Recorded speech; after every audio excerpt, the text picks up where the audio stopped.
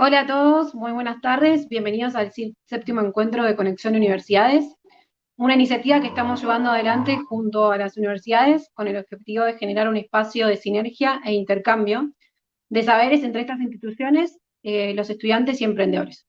En esta ocasión, la Universidad Nacional de San Martín, de la mano de Tamara Werium, Secretaría de la Secretaría General, Martín Constantino, estudiante de Ingeniería Ambiental, y Roberto Busnelli, del Instituto de Arquitectura, nos presentarán su estrategia para la implementación de políticas ambientales dentro de la universidad. Antes de empezar, y mientras se terminan de sumar todos, me gustaría contarles que pueden conocer una gran variedad de programas gratuitos en @beaemprende, que son nuestras redes sociales de la Dirección General de Emprendedores, donde también van a poder enterarse de todas las novedades. Les nombro algunos. Actualmente está vigente la convocatoria de Academia Bea Emprende Virtual. Es un programa de formación en habilidades emprendedoras, consta de cursos virtuales entre 4 a 8 clases, de 3 horas cada uno, y la temática de los cursos varían entre emprendimiento en marcha, ideación y expansión, y utilización de nuevas tecnologías.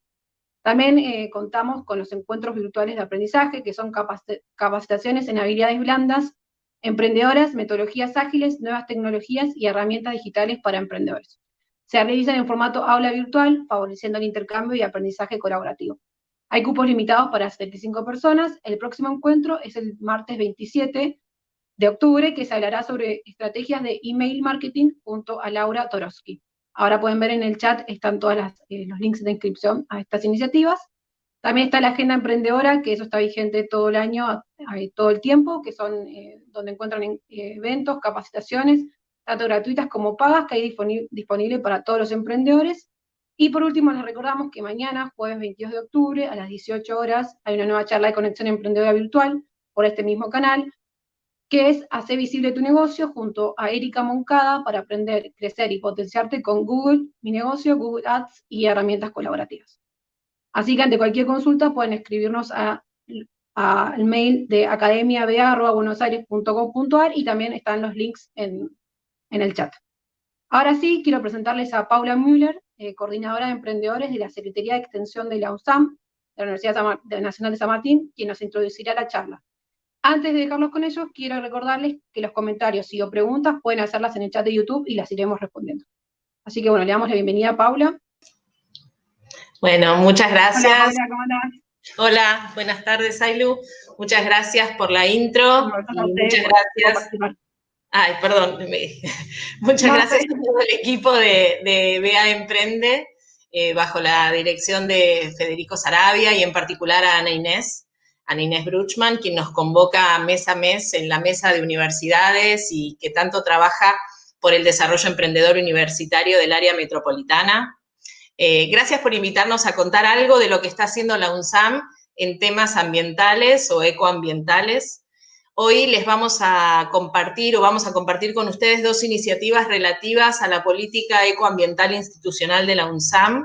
Una es el Manual de Buenas Prácticas Ambientales y la segunda es el Atlas de Residuos Sólidos Industriales que lleva adelante el Instituto de Arquitectura. Bueno, para dar el marco institucional a esta presentación, me encanta presentar a mi compañera Pamela Basinger, que es licenciada en Administración y Gestión de Políticas Sociales y se desempeña actualmente como directora de Extensión y Bienestar Estudiantil de la Secretaría de Extensión Universitaria de nuestra querida universidad. Pame, bienvenida. Hola, hola Pau, muchísimas gracias por la presentación. Bueno, nada, agradezco muchísimo esta iniciativa, agradezco muchísimo, Pau, que como parte del área de emprendedores de nuestra secretaría, que depende de la Dirección de Extensión y Bienestar, hayas articulado todo este encuentro que realmente para nosotros es muy importante. Bueno, un poco de mi parte, quiero compartirles una pequeña presentación para poder más o menos contar qué hace la Secretaría de Extensión y bueno, y después sí, ya darle paso a los grandes oradores que tenemos hoy. Bueno, la Secretaría de Extensión, bueno, su secretario es el doctor Diego Campbell, tiene 3 áreas en particular: Extensión y Bienestar, en donde estoy a cargo yo; Deportes, Juan Manuel López Gómez; Servicio de Empleo y Pasantías y Extendete, la licenciada Mayra Junchent. Desde Extensión y Bienestar tenemos diferentes subáreas en donde está el programa de voluntariado, inclusión educativa, sustentabilidad de ambiente, servicio de diagnóstico y tratamiento nutricional, programa de extensión de adultos mayores y toda la parte de emprendedores. Desde el año 2018, un poco les voy a contar a partir desde el momento que nosotros desde la Secretaría estamos en la gestión actual. Entonces, desde el año 2018, a partir de la Estrategia Nacional para la Sustentabilidad de las Universidades Argentinas, ENSUA, se trabajó el diagnóstico sobre la institucionalización de la perspectiva de sustentabilidad en la educación superior y nuestra universidad fue sede del encuentro de la región metropolitana y bonaerense 2, en donde se desarrollaron fundamentalmente 5 ejes: gobierno y participación, docencia y formación ambiental, investigación y tecnología, extensión o proyección ambiental y gestión y ordenamiento ambiental. Dentro de extensión ambiental, desde Extensión y Bienestar, se promueve la vinculación con distintos sectores de la sociedad y, por supuesto, dentro de la comunidad universitaria. Desde Sustentabilidad y Ambiente se desarrollan talleres, webinars gratuitos y abiertos a la comunidad en general, de huerta y agroecología, de gestión de procesos, alimentación saludable, entre otros. También la participación activa en espacios como Revina, MOC, articulación con municipios, centros comunitarios, ONG, entre otros, para promover el vínculo de nuestra comunidad con el entorno natural de manera de que el ambiente pueda ser entendido como una necesidad común. En lo que responde a gestión y ordenamiento ambiental, la Secretaría de Extensión acompaña los actos internos de la universidad que se enfocan en el beneficio de la sustentabilidad ambiental, velando por el mejoramiento de la calidad ambiental y la protección de los recursos naturales, tanto en el interior de la universidad como en las áreas de influencia. Algunas de las acciones que incluyen es la gestión integral de residuos, ahorro y uso eficiente del agua y energías eléctricas y política de construcción sostenibles.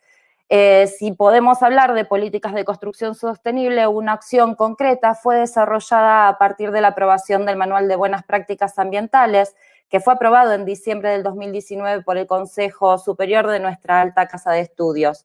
Y desde Extensión y Bienestar, con el programa de voluntariado y sustentabilidad y ambiente, conjuntamente con la Secretaría General, se desarrolló este año de manera remota la formación de nuestros primeros promotores ambientales, un SAM para la fomentación de su uso. Y bueno, desde este lugar, nadie mejor que en este caso Tamara y Martín, que son, Martín es compañero, además de ser estudiante de la universidad, también es compañero de la Secretaría, trabaja con nosotros y es responsable de una de las partes de sustentabilidad y ambiente, junto con España, que ella es quien hace la parte de huerta y agroecología. Entonces, les voy a dar el paso a ellos, quienes nos van a contar este manual de buenas prácticas ambientales. Muchísimas gracias a todos.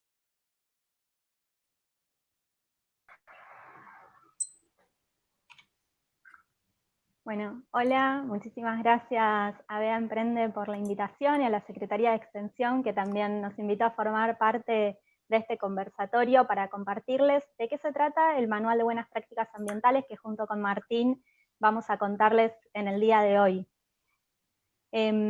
Cuando comenzamos este proyecto del Manual de Buenas Prácticas fue en el 2019 y durante todo ese año, 7 meses, llevó en total el proyecto.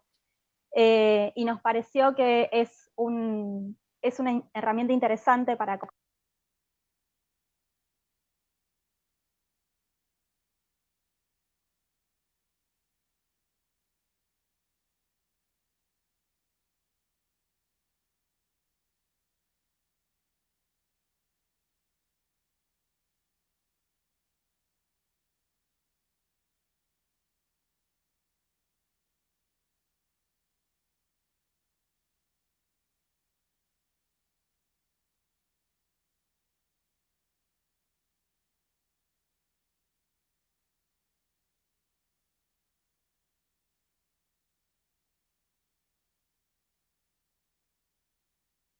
Bueno, Mientras,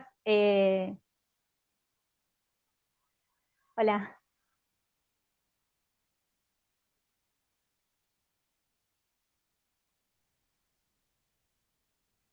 Hola Tamara, ¿cómo estás? No se Bien. escuchó recién lo que dijiste, creo que se había silenciado. No sé si querés volver a repetir lo que habías contado porque no se pudo escuchar. Ah, bueno, ¿ahí se escucha bien? Sí, ahora se escuchó. Sí, fantástico. Eh, lo que les contaba es que, bueno, desde la Universidad de San Martín, trabajando en la elaboración del Manual de Buenas Prácticas, y particularmente lo que queremos compartirles es de qué manera se abordó toda la constitución de este documento, cómo fue ese trabajo de hacer el diagnóstico, la recopilación de datos, de reconocer también qué alcances necesitaba tener la universidad.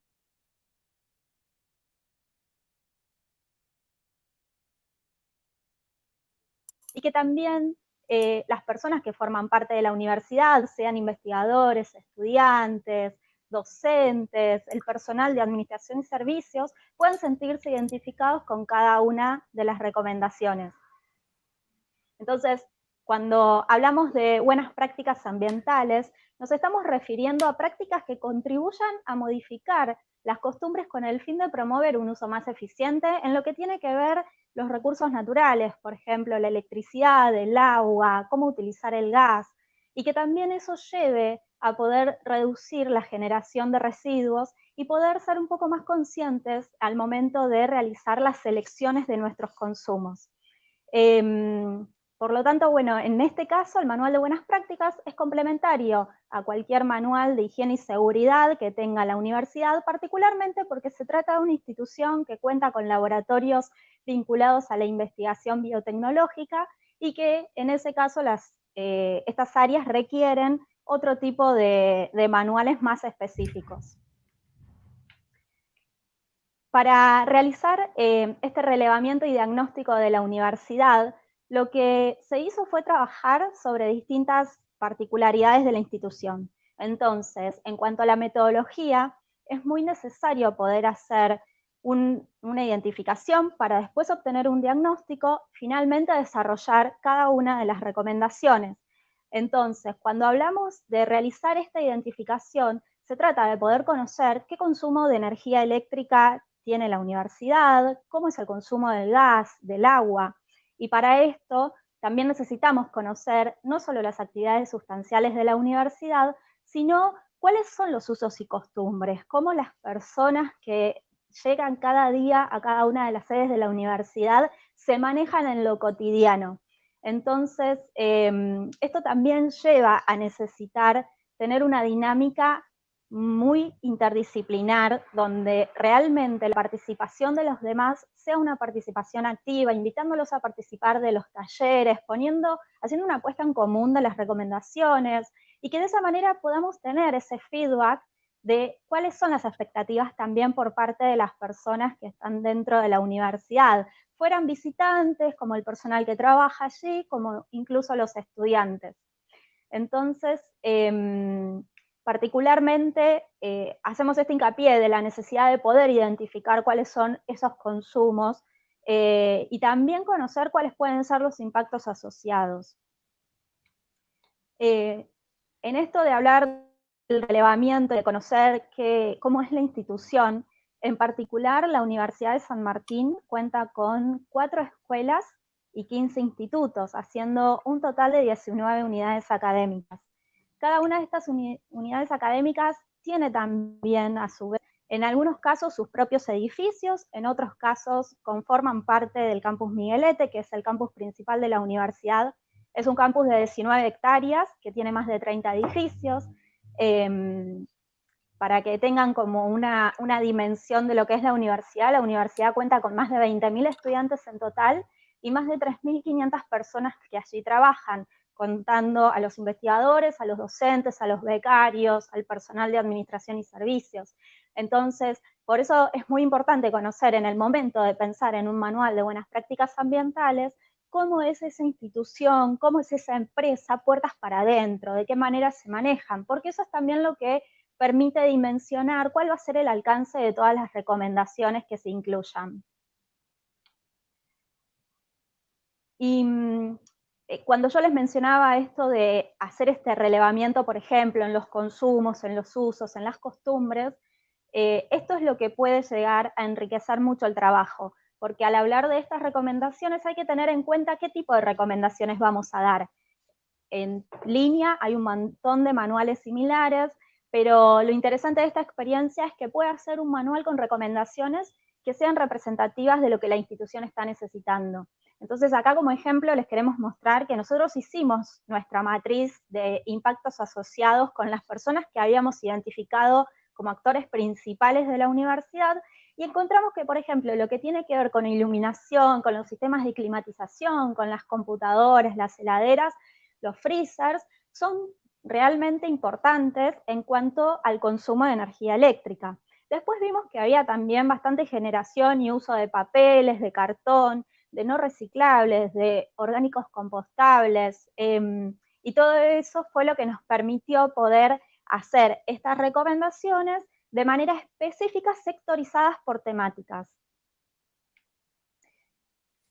Y los principales objetivos que encontramos en el Manual de Buenas Prácticas tienen que ver con separar correctamente los residuos, poder hacer una categorización, que en nuestro caso la dividimos en dos tipos, en reciclables y luego lo demás como residuos de tipo urbano, reducir el consumo de agua, lo mismo que el consumo energético, y también apuntar a una convivencia armónica entre quienes habitan las aulas, los pasillos, las oficinas y los espacios abiertos, porque en este caso nosotros incluimos varias recomendaciones vinculadas a la convivencia en cuanto al cuidado frente a los ruidos, en cuanto a que si se iba, por ejemplo, a escuchar música, que usaran auriculares y demás, siendo siempre respetuosos con el otro, debido a que en nuestro caso las aulas muchas veces están al lado de laboratorios o de áreas de investigación, y que también es necesario poder respetar ese espacio de intercambio.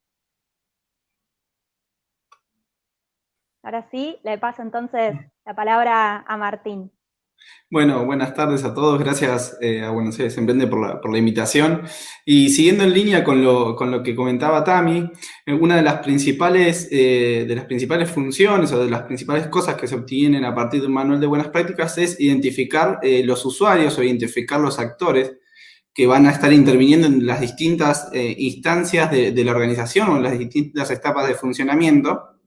Y en el caso de la universidad, lo que se hizo fue diferenciarlos, estos usuarios o estos actores, en comunidad educativa, oficinas, donde se desarrollan las actividades de los no docentes, la parte de compras, administraciones y contrataciones sustentables, la parte de los comedores, los laboratorios y el área de mantenimiento e infraestructura, en donde también desarrollan tareas los no docentes, pero en cada identificación de estos usuarios, las recomendaciones y las acciones que se iban a llevar adelante iban a ser distintas, no iban a ser las mismas las recomendaciones para la comunidad educativa en algunos casos que para el área de mantenimiento. En algunos casos se compartían, en otros casos no.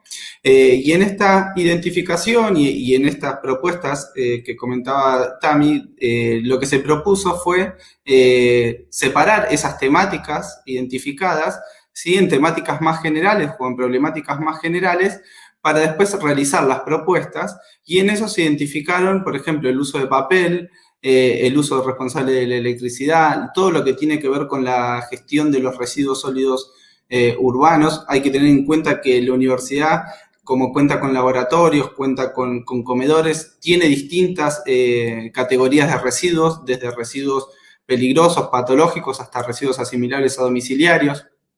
Después la cuestión del mantenimiento de los parques, el mantenimiento edilicio, en todo lo que es el consumo energético también, y se establecieron este índice de temáticas generales para después luego establecer las propuestas que sean más adecuadas en función de las problemáticas detectadas y de los usuarios identificados.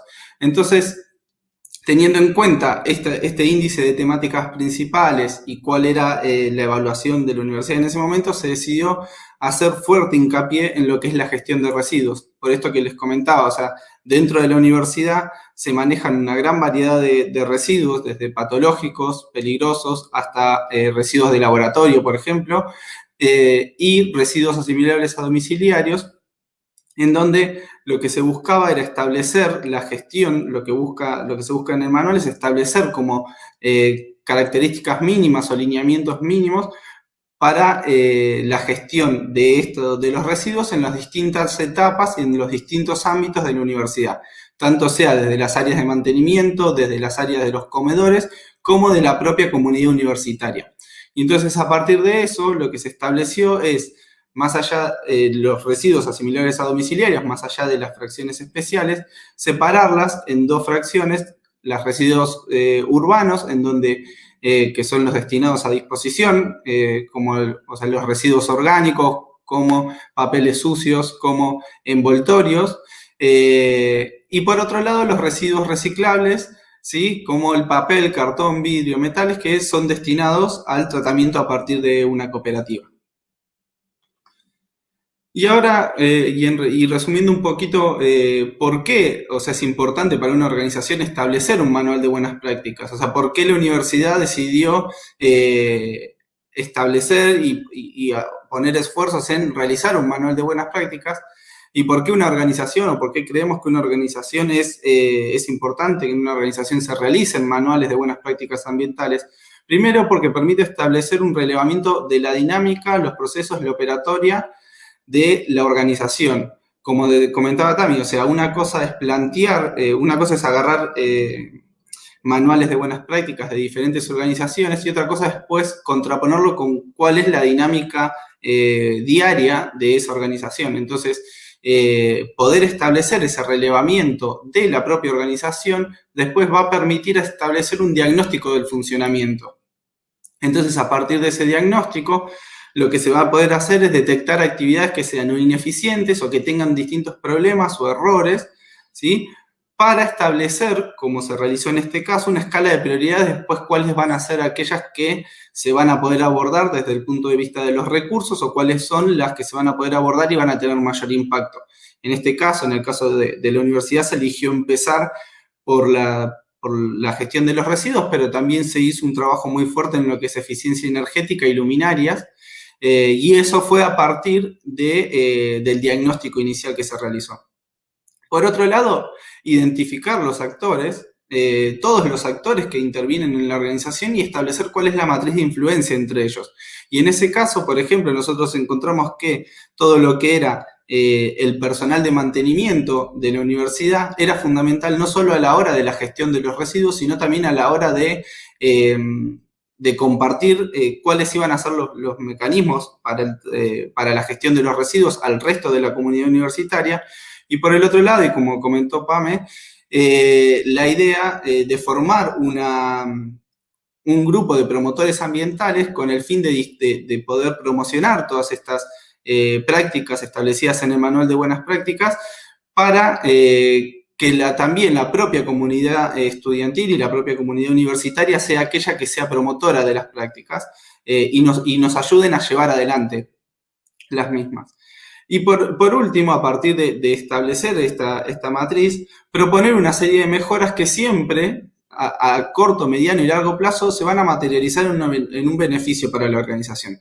Tanto sean en beneficios, en el caso de organizaciones privadas, en beneficios desde el punto de vista monetario, de ganancias, pero por otro lado también en beneficios en lo que respecta al funcionamiento, a la buena convivencia de los distintos actores de la organización, y eso también a mediano y largo plazo termina materializándose en beneficios para la organización.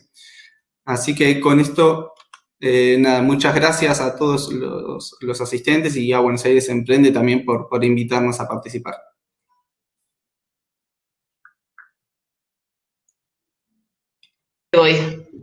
Ahí estoy.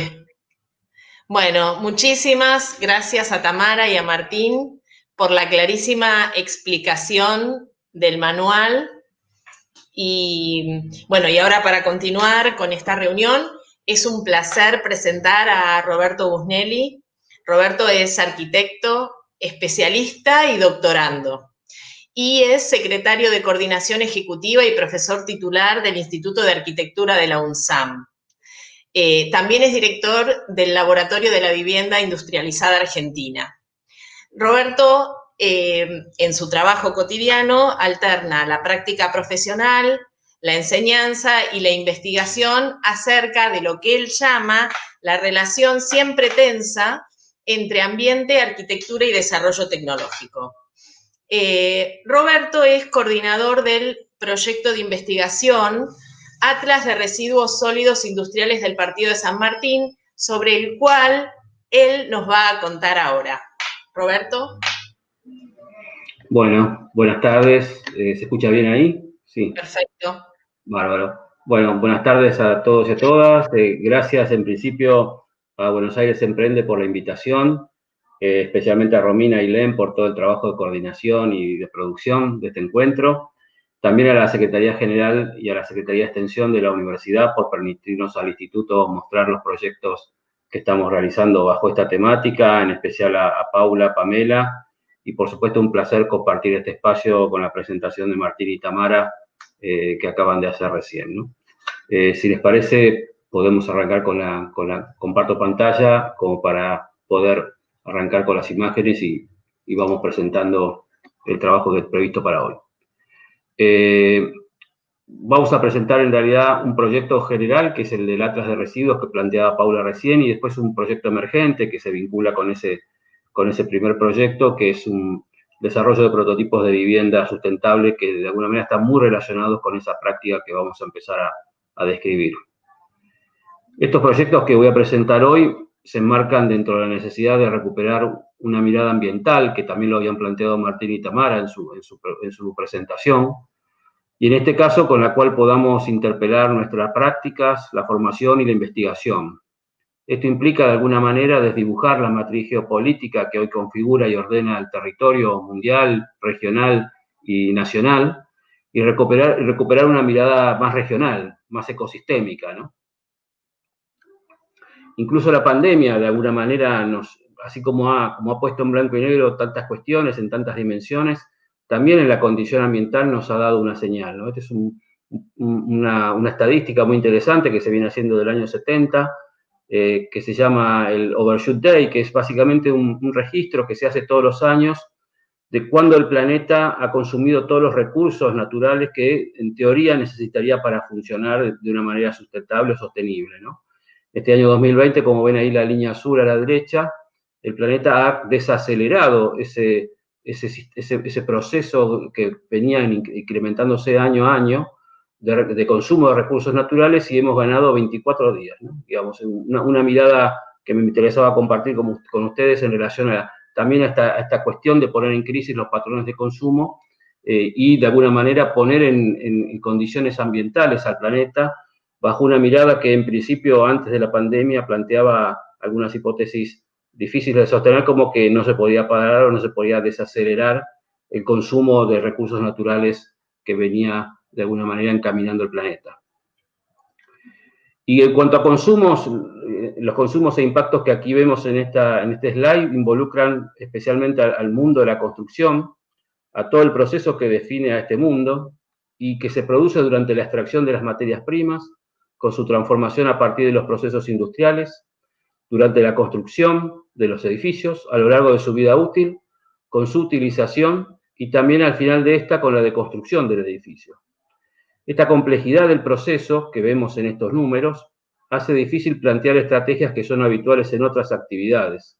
Sin embargo, estos datos resultan ya suficientemente ilustrativos para darnos cuenta de que no podemos seguir por este camino y que debemos iniciar un proceso de cambio de grandes proporciones para poder hablar de sustentabilidad en nuestro rubro, en nuestro mundo de la construcción, ¿no? Donde se involucran todas estas etapas que hacen tan complejo de poder identificarlo o medirlo.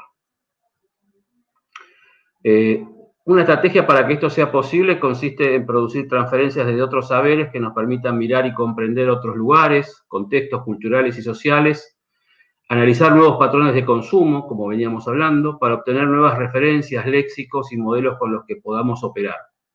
una mirada integral, holística, que no solo dé intervención a los protocolos preestablecidos en forma de las habituales reglas o normas con las que nos manejamos, sino investigar cómo obtener nuevas ideas e instrumentos con los que negociar esto que podríamos denominar o definir como nuestro contexto imperfecto, ¿no?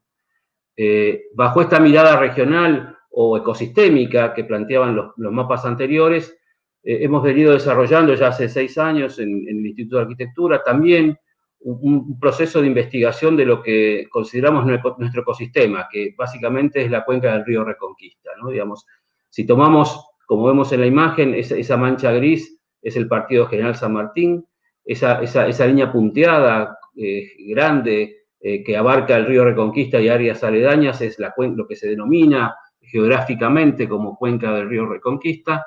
Si tomamos esa cuenca, podemos entender la cuenca como un espacio muy complejo, ya que ahí conviven 18 distritos geopolíticos, casi 6 millones de personas, y con una concentración que casi refleja la concentración a nivel nacional de habitantes en centros urbanos del 92%, ¿no?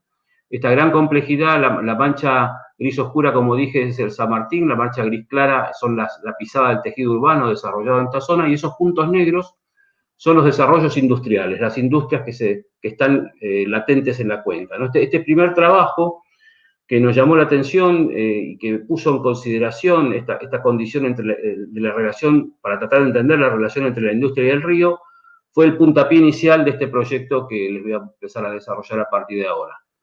Que necesariamente necesita una mirada histórica. Este es el río Reconquista, el plano del río Reconquista del año 1864, cuando se llamaba Río de las Conchas, donde se ve el loteo rural con el frente al río, ¿no? Esos lotes bien alargados y angostos, que justamente hablaban de un valor de la tierra que se refería justamente en condición del frente que ese terreno tenía sobre el río Reconquista, ¿no? La condición de frente era la que le otorgaba valor, y por eso explica la ordenación y configuración territorial y la división del uso del suelo en ese momento. Para esa época, la principal explotación, esta idea de la cuenca productiva, básicamente tenía que ver en el siglo XIX con la ganadería, la frutícola y la agricultura, ¿no? Inmediatamente empiezan a desarrollarse en el río Reconquista una serie de molinos harineros, ¿no?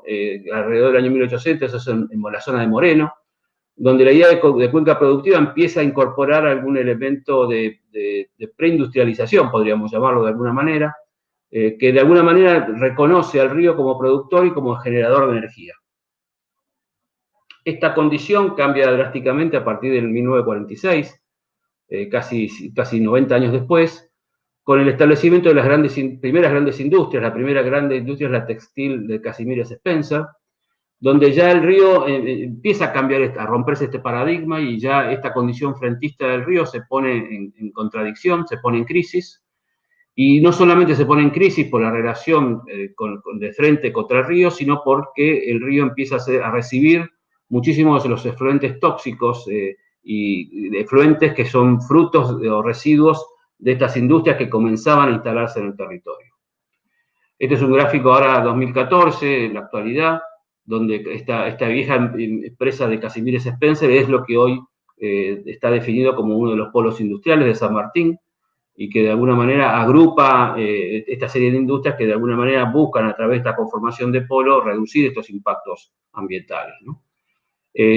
Otro elemento que contribuye al cambio de paradigma del río como productor al río como desagüe, como podríamos llamarlo, o como patio trasero, es este cambio vinculado a las vías de comunicación, ¿no? Esta idea del desarrollo de las nuevas vías de comunicación, las rutas y el nuevo esquema vial de la zona, cambia la condición de atractividad industrial y el valor del suelo, ¿no? Entonces, de esta manera, ya el frente, como veíamos en aquellos viejos lotes, no es el río, sino que el frente pasa a ser justamente el acceso a esta nueva red vial, y por lo tanto el río queda como una cuenca olvidada. O sea, si antes los desagües y los residuos se tiraban al río, ahora encima el río queda oculto, queda invisibilizado por esta nueva condición de frente que se impone a partir de este desarrollo vial de infraestructura.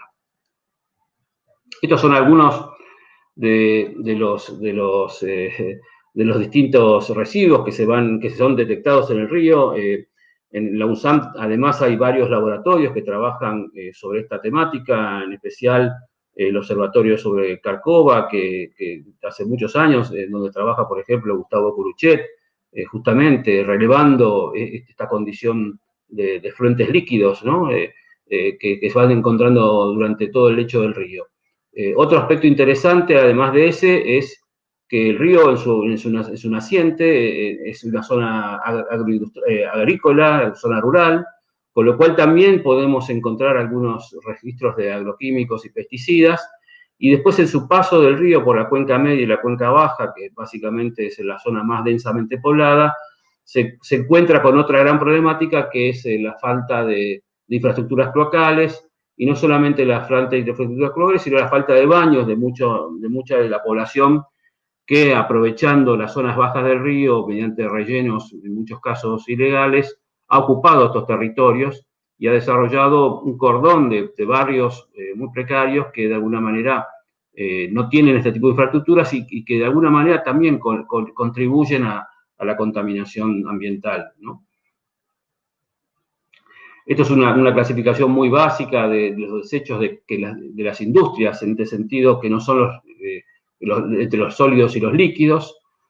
Algunas formas de tratamiento que digamos son muy esquemáticas, pero que enuncian alguna posible solución, pero básicamente lo que me interesa mostrar es esta condición de la industria y el río en San Martín, que tiene condiciones absolutamente particulares. San Martín, como históricamente se lo conoció, la capital de la industria, tiene concentrada en su distrito casi el 5% de las industrias a nivel nacional, con condiciones muy especiales, ya que el 95% de esas industrias son pymes, o sea, pequeñas y medianas, y con un dato muy revelante, que es el tema de que el 35% de ellas solamente tienen algún proceso de certificación de calidad de sus procesos o de sus manejos de residuos, lo cual convierte al tema en un tema muy importante para poder recalificar o reconvertir si queremos tener una mirada ambiental del distrito.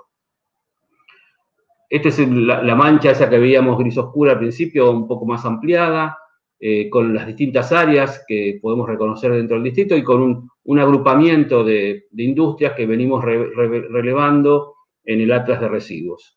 Estos relevamientos tienen que ver en principio por tipo de ubicación y en el segundo caso, en el segundo mapa de la derecha, por tipo de industria.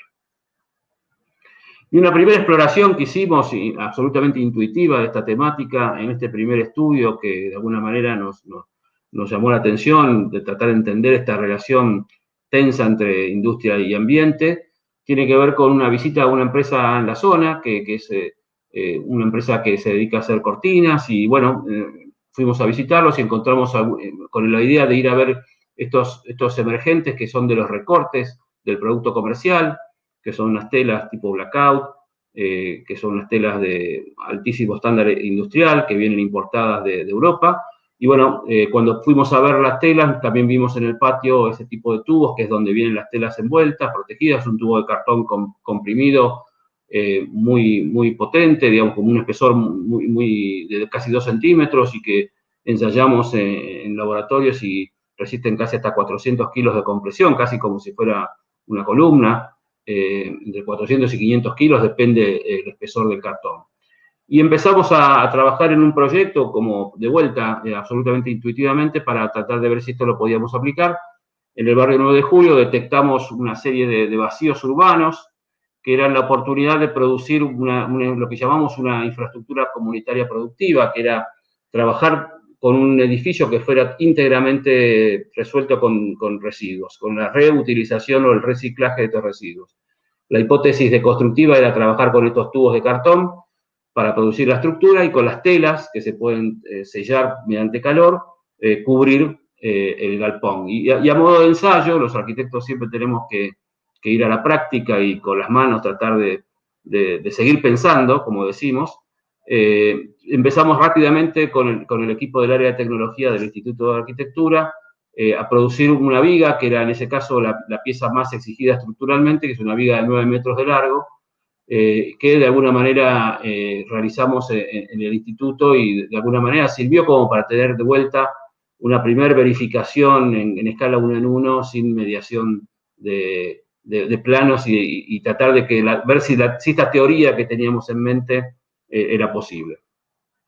Después de esta experiencia vimos la necesidad de formalizar y de sistematizar esta investigación y de alguna manera lo que nos planteamos fue presentar un proyecto a un llamado que hizo el CONICET de proyectos de investigación orientada. Ahí fueron los directores de la presentación, los arquitectos Daniel Cossack y el biólogo José Dadón, con un equipo muy grande de gente. Yo estuve trabajando como coordinador. Y finalmente lo que hicimos fue formular el proyecto del Atlas de Residuos Sólidos Industriales, que en realidad tiene una definición un poco más amplia, que es esta idea de que además de generar este Atlas de residuos, esta recopilación de residuos sólidos de la industria, también era la voluntad de generar proyectos de reutilización o reciclado, y también empezar a imaginar modelos de gestión productiva para productos innovadores para la construcción local. Una primera hipótesis era esta de poder construir viviendas con lo que se desechaba en el distrito, ¿no? Esta creación del Atlas tiene varias etapas. Primero, las encuestas a las industrias y las visitas a las industrias para entender cuáles son los residuos que allí se generan, clasificar los residuos por rubros de industria y por tipos de residuos, una clasificación ya mucho más exhaustiva, no hay tiempo hoy para poder detallarles mucho, pero la idea es recopilar, estudiar, caracterizar esos residuos, generar talleres con especialistas, arquitectos, diseñadores, ingenieros, que puedan promover hipótesis proyectuales, ¿no? Esta idea vimos un caso similar, un referente similar en la Universidad de Kingston en Londres, que ellos trabajan con residuos de origen biológico, no con residuos industriales, y bueno, ellos han desarrollado una plataforma que también produce nuevos materiales vinculados mucho con la industria. O sea, la misma industria no es que es interpelada por el Atlas, sino que todo lo contrario. El Atlas lo que ofrece es un menú de posibilidades para poder seguir trabajando con ese residuo que hasta ese momento no es visto como un valor, ¿no? Estos son algunos productos que los ingleses desarrollaban. Estaba desarrollado dentro de la escuela de la universidad, de la Escuela de Diseño Industrial, por eso la práctica finalmente emergente de ese trabajo tiene más que ver con objetos. En nuestro caso, la práctica está más vinculada al mundo de la construcción. De ahí hicimos una serie de ensayos y de talleres. El año pasado hicimos en el taller Fábrica de Tecnópolis con la Confederación, Consejo Federal de Ciencia y Tecnología, un taller sobre residuos textiles. Estos son algunos de los mapas que estamos trabajando de relevamientos a cargo de Marta Yagnes, arquitecta, que viene hace muchos años trabajando con el tema de residuos y que está afincada en el Atlas, trabajando especialmente sobre el relevamiento de la industria textil, distintos tipos de industrias. Dentro de la industria textil, empezar a caracterizar, no son todas iguales.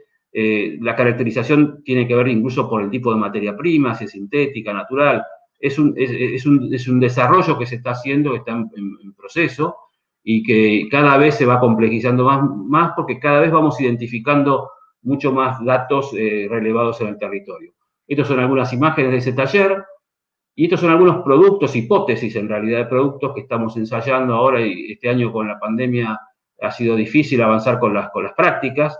Hemos avanzado mucho en la teoría, pero bueno, estamos a la espera de que los talleres y los lugares de ensayo puedan estar habilitados para poder avanzar con las prácticas. A la izquierda es un ensayo de morteros de cemento, placas de morteros de cemento con filas textiles. A la derecha esas mismas placas con unas primeras pruebas pensadas para bloques, para paneles de cielo rasos, acústicos. O este sistema que es a partir de residuos del tejido plano para armar unos almohadones también de aislación térmica. Esto es un caso en el extranjero, por ejemplo, a partir de la reutilización de jeans, ¿no? El residuo del jeans molido y generando estas alfombras. O sea que hay como una gran línea de investigación a nivel mundial sobre los bioaislantes. Y estos son algunos productos que estamos también ensayando que tienen que ver con una chapa de residuo de Tetra Pak y un convenio que tenemos con el laboratorio CLIAR en CONICET en La Rioja para un trabajo sobre hongos y residuos agrícolas, también apuntando a aislantes térmicos, ¿no? Por supuesto, todo esto tiene que ser ensayado y homologado, ¿no? Lo difícil de estas prácticas es justamente este repertorio de nuevos materiales y técnicas de construcción sostenible interpelan el corazón mismo de los reglamentos técnicos. y proponen nuevas lógicas de análisis incluso a los marcos normativos que los regulan, estableciendo nuevos criterios y sopesando sobre todo nuevos estándares, ¿no? Donde la exigencia y los objetivos no son solamente estrictamente cumplidos en una dimensión técnica, sino a la luz también de un costo ambiental, ¿no? La idea sería poder empezar a producir o medir un desarrollo tecnológico y entender cuál es el costo ambiental que ese desarrollo tiene. Y para terminar, les muestro rápidamente un proyecto que es emergente de esta investigación, que tiene que ver con un proyecto de hábitat social sustentable, que surge también en un trabajo con 3 unidades académicas de la USAM, con el Instituto 3IA y con el laboratorio Leach, dirigido por Silvia Greenberg, y en el 3IA está Gustavo Curuchet, a quien mencioné antes, y el instituto, a partir del cual estamos haciendo una serie de relevamientos, primero sociales en el territorio, para entender cuáles son las nuevas formas de habitar ese territorio, y a partir de eso empezamos a realizar una serie de propuestas de viviendas. En este caso son viviendas individuales o apareadas, también hay viviendas colectivas, depende de la densidad que se maneje en las distintas zonas del distrito y en la provincia de Buenos Aires, especialmente donde estamos poniendo foco con esta investigación. Un proyecto que trabaja con un sistema de entramado de madera panelizado para que pueda ser prefabricado en talleres. La idea es que las organizaciones sociales activas en el territorio y la industria nos están acompañando con este desarrollo. Ahí se ven algunas imágenes de los interiores, con construcción en madera y con un sistema de capas de aislación que de alguna manera van usando alternativamente productos industrializados y productos nuevos, frutos del reciclaje o reuso de estos residuos industriales que necesitan ser y están en proceso de homologación, ¿no? Este proyecto es un proyecto para 6 habitantes, entre 6 y 8 habitantes, con una planta de 30 metros cuadrados, una vivienda de 60 metros cuadrados, donde el problema no está puesto en la cantidad de metros, sino en la calidad de esos metros. Y de alguna manera estamos trabajando con algunas tipologías interesantes. Esta, por ejemplo, es esa misma vivienda, pero apareada en lo que llamamos vivienda evolutiva, que es una vivienda que se da muy bien, se da en muchos casos en el territorio, que la misma familia va creciendo, entonces posiblemente, por ejemplo, en este caso, haya lugares como la escalera que pueden ser lugares de que se puedan compartir entre esas viviendas, y a pesar de eso mantener independencias. Entonces hay como un estudio social que tiene que ver con mantener la privacidad y mantener la vida social en común, o sea que hay varios aspectos interesantes para poder avanzar con estos desarrollos. Yo muestro una parte, acá hay algunos ensayos de esos paneles y de esos residuos, y el equipamiento es parte de la propuesta, no solamente el contenedor arquitectónico, y acá hay algunos avances que están vinculados a la producción la construcción del primer prototipo que realizaremos en nuestro campus de la universidad. Estamos esperando que la pandemia nos permita ir a trabajar al campus con alguna normalidad posible. Esto estaba previsto para comenzar en marzo la construcción. Como vemos ahí las fotos, ya están todas las vigas esperando que podamos llegar con todo el material que ya tenemos recolectado en fábrica y que está a la espera del montaje, ¿no? Pero bueno, de vuelta, desde esa mirada ambiental regional del río, terminamos con una propuesta concreta de proyecto de forma de habitar, ¿no? Este es el equipo enorme que está trabajando con nosotros, y también todas las articulaciones en UNSAM y articulaciones internacionales que estamos haciendo con la Universidad del KIT de Alemania y la cátedra Walter Gropius, y las empresas que están firmando convenios y ayudándonos para que esto sea posible, ¿no? Para finalizar, la idea es, como cierre, esta idea de la inequidad, que de alguna manera la pandemia también puso de relevancia, también tiene que ver con la técnica y la tecnología, ¿no? Digamos, en un mundo inequitativo, la técnica y la tecnología también sigue siendo hoy un patrimonio desigualmente repartido. Por lo tanto, desde la universidad creemos que debemos asumir una postura responsable para evitar la imposición del más fuerte a cualquier escala y fomentar el diálogo, la participación igualitaria y democrática con los mismos recursos y posibilidades para que se fomente el desarrollo de una sensibilidad, decimos nosotros, que active una nueva agenda para reorientar nuestras prácticas. Muchas gracias por la invitación. ¡Wow! ¡Qué bueno! Me encanta. Bueno, vos ya sabés que me encanta, se lo digo a Roberto cuando me lo cruzo, me encanta la propuesta, me encanta en lo que están trabajando, me encanta que la universidad tenga esta política, me encanta el manual. Bueno, y ahora tenemos unas preguntas, a ver, tenemos 3 preguntas que me parece que justo una para cada uno.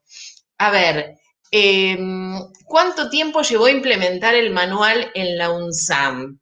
¿Cómo se puede replicar en otras instituciones? Pregunta para Martín o para Tamara. Bien, sí, es una muy buena pregunta, porque de hecho creo que es la pregunta que más nos hacen cuando se encuentran con el manual. Una de las primeras sorpresas que nos han transmitido es lo fácilmente que se entienden las recomendaciones, lo aplicables que son todas, aparte se pueden aplicar también en el ámbito hogareño, y quizás, digamos, lo más importante y como secreto que por ahí puede tener la constitución del manual es animarse a investigar cómo son los manuales en otras instituciones, en otras empresas, en ámbitos privados, públicos, que eso siempre es también parte de lo que va activando la creatividad del equipo que esté trabajando en este tipo de documentos. Y lo más importante que nosotros encontramos de esta experiencia, al menos, es el hecho de animarnos a hacerlo en conjunto con un montón de actores dentro de la universidad. Si bien el equipo estaba constituido por un representante del Instituto de Investigación, Ingeniería Ambiental, Vera Miñaki, y yo en representación de la Secretaría General, en este caso nosotros, por ejemplo, invitamos también a participar a 2 estudiantes de la Ingeniería Ambiental, Patricio Gereto y Facundo Cos, y entre los 4 fuimos armando cada uno de los pasos como les mostrábamos en el diagnóstico. Y después lo que hicimos, sí, fueron talleres participativos para poner en conocimiento y también en opinión con nuestros pares y con otros estudiantes sobre cómo veían estas recomendaciones, las primeras que habíamos esbozado.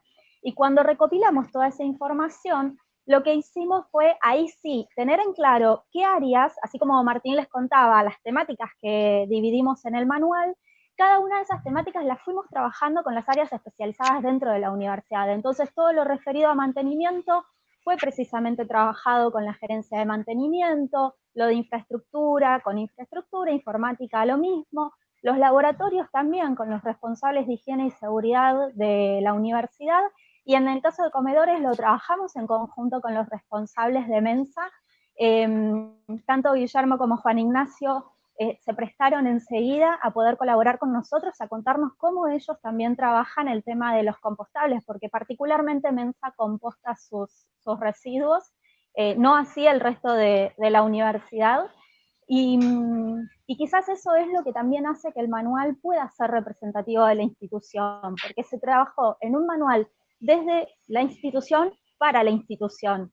Entonces, los invitamos también a que puedan acercarse a leer el documento. El documento está subido en la página web de la universidad, en la página principal, y dentro del manual hay un anexo donde se detalla toda esta metodología utilizada. Buenísimo, buenísimo, me encanta. Mensa es el comedor de la universidad, que en realidad tiene digo, lo aclaro porque Tamara comentó Mensa, y bueno, es el comedor de la universidad que además trabaja con toda una política de desperdicio cero, desperdicio alimenticio cero, y incorpora además, o también son propulsores de todas las prácticas ambientales. Bien, era para aclararlo nomás. Tenemos otra pregunta, que no sé si es para Martín o para Roberto. ¿Cómo hacer estos hábitos saludables complementando las diferentes realidades de la población de alrededores? Sí, ahí respondiendo a esa pregunta, antes que nada, como comentaba Tami, o sea, entendemos y también lo que muestra el proyecto de Roberto, o sea, la construcción de la sustentabilidad en la universidad es desde una mirada participativa, ¿no? Entonces, en esta construcción participativa de las temáticas ambientales, lo que se busca primero es las experiencias del conocimiento de cada uno en cada área, y eso hace que se empiecen a apropiar también y después se la lleven a sus casas. O sea, no solamente sea parte de su entorno laboral o de su entorno de estudios o de su entorno diario, sino que lo llevan también esas prácticas a sus casas. y a su práctica cotidiana también. Entonces, por un lado eso. Después, yendo más al alrededor propiamente del campus o de los distintos sectores que tiene la universidad, por ejemplo, desde la Secretaría de Extensión se establecen políticas abiertas, políticas universitarias abiertas, por ejemplo, en la escuela secundaria UNSAM, en la parte del comedor, lo que se hace es se establece a partir del diagnóstico nutricional, una dieta a partir de alimentación saludable, y después el tratamiento, por ejemplo, en compost de todos los residuos orgánicos en la misma escuela secundaria en donde tienen su huerta. Entonces, a partir de eso, también los chicos del barrio llevan esas prácticas luego a sus casas, y también siempre entendiendo que la universidad es una entidad abierta a la sociedad. Entonces, por ejemplo, las actividades relacionadas con el deporte son abiertas, el campus es un espacio abierto, entonces todas las personas que vienen alrededor y que participan de las distintas instancias de la universidad entran en esta dinámica, por ejemplo, de la aplicación del manual, porque la aplicación del manual infiere o incluye los espacios comunes también, ¿no? Esto de establecer la convivencia, de tener un corredor verde a partir de especies nativas. Bueno, todo eso termina incluyendo a la población de alrededor, que después lo termina aplicando en su vida cotidiana. Genial, me encanta. Me encanta. A medida que ibas hablando, yo quería acotar todo lo que después fuiste diciendo. Genial. Roberto, hay una pregunta específica en relación al Atlas que dice, ¿cómo articulan con las industrias una vez realizado el Atlas? Sí, en realidad el puntapié es articular con la industria antes de que exista el Atlas, ¿no? Digamos, ahí hay como un trabajo muy delicado porque hay que construir confianza, porque uno también se va a meter a trabajar con sistemas dentro del sistema productivo de las empresas. No es que iba a interferir, pero sí va a tener que leer algunas cuestiones que son información de las empresas. Entonces, yo creo que lo que es más importante es explicarle a las empresas la finalidad del Atlas, de que lo vean como una herramienta de transformación y no como una interpelación de cómo están trabajando, digamos. Nadie va a esos lugares a interpelar, sino que todo lo contrario, lo que vamos es a buscar oportunidades de transformación y que las empresas puedan entender que esos residuos tienen un valor, porque aunque parezca mentira, con algunas empresas que hemos trabajado, cuando empezamos a cuantificar lo que tiraban por mes, se agarraban la cabeza, ¿no? Porque no tenían ni siquiera la noción del valor de lo que se iba a la basura. Entonces, realmente es muy interesante el cambio que se produce cuando ellos empiezan a entender que esto es como una herramienta, ¿no? Que a ellos les puede venir muy bien y hay como una simbiosis ahí de oportunidad entre la universidad y el ámbito privado, que además involucra después el ámbito social, ¿no? Digamos, ahora hay un concepto que es el de simbiosis industrial, que se está trabajando mucho en el mundo, vinculado al desarrollo de lo que se denominan los parques ecológicos industriales, que tiene que ver con que no solamente basta con que resolvamos el tema del residuo, sino que además esa cadena productiva del residuo tiene que impactar socialmente en el contexto donde esas industrias están trabajando, ¿no? Digamos, tiene que haber un beneficio para la comunidad que en ese lugar está trabajando, ¿no? O sea, ya no es solamente también esa búsqueda solamente del reciclaje o el residuo del residuo y que el beneficio sea solamente para el mundo privado o para el ambiente en términos conceptuales, sino que también la sociedad que está viviendo con la comunidad en esos lugares también tenga un beneficio o forme parte de esa cadena de producción, ¿no? Genial, me encanta. Bueno, nada, me encanta. Quiero leer un comentario que hay en el chat que dice, muy buena propuesta la de las viviendas. Ay, se me fue. Yo estoy averiguando para inscribirme en la UNSAM para hacer arquitectura. Así que hemos captado Genial. a alguien. Genial. En la rama de la... Bienvenido. ¿No? En la rama de la bioconstrucción. Y después agrega que quiere conocer el campus. Después, excelente difundir todos estos temas de futuro y desarrollando parques ecológicos industriales impactando en la sociedad para beneficios de todos. Bueno, nada, quise leer los comentarios, me pareció pertinente y es parte de agradecer a los asistentes y de agradecer el espacio que nos dieron para contar todas las cosas lindas y cosas positivas y productivas que se hacen en mi universidad.